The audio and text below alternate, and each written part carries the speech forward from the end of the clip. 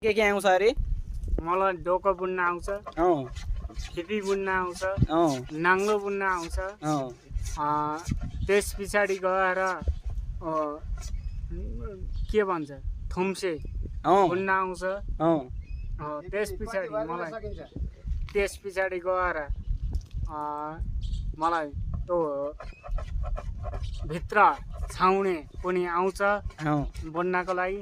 के भन्छ त्यसलाई भनेको छानो छाउने पनि आउँछ मलाई।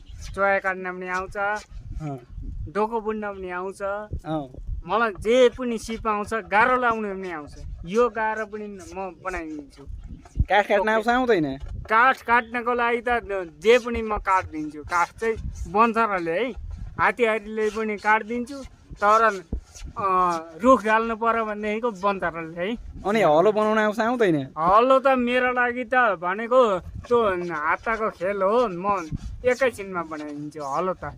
एउटा हलो बनाउन कति मिनट लाग्छ त? कति मिनट हलो बनाउनको लागि नि मलाई भनेको 1 घन्टा। 1 घन्टामा एउटा हलो टाकनटुकन हुन्छ? टाकनटुकन बाँधेर पनि जोतिहालिन्छ एकैछिनमा। किनभनेदेखिको हलो बनाउनको लागि भनेको सिप सिक्नु पर्यो र मात्रै हुन्छ, नभए हुँदैन। सिप सिक्नु पर्यो। तपाईँहरू पढ्नु भएको छ तर के गर्नु, तपाईँहरूले पढेर मात्रै पुगेन। अब खेतीबारी भनेको त यो जोत्नु पर्यो नि त। यो बाँझो बारीलाई जोत्नु पर्यो र हलो काट्न पनि सिक्नु पर्यो। तर के गर्ने, एउटै ब्याचका मान्छे, तर के गर्ने, हामी पढिएन।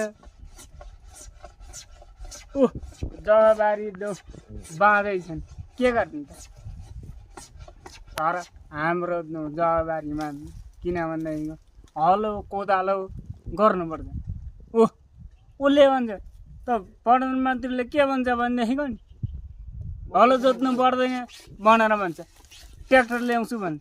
ट्र्याक्टर के त्यसका भाउको यहाँ बारी छ र ल्याउँछ? त्यसले यहाँ ल्याएर कसैले जोतेछ? हाम्रा एक हल भएका गोरु पनि बाँझै छन्, खाना नपाएर मर्न आएका छन्। के गर्नु, प्रधानमन्त्री भएर के गर्नु? प्रधानमन्त्री भएर के गर्नु? सबैले प्रधानमन्त्री भएर के गर्नु? गोरु उहाँ घरमा हरियो घाँस खाना पाएर मर्न आँटेका छन् दुप्लाएर। प्रधानमन्त्री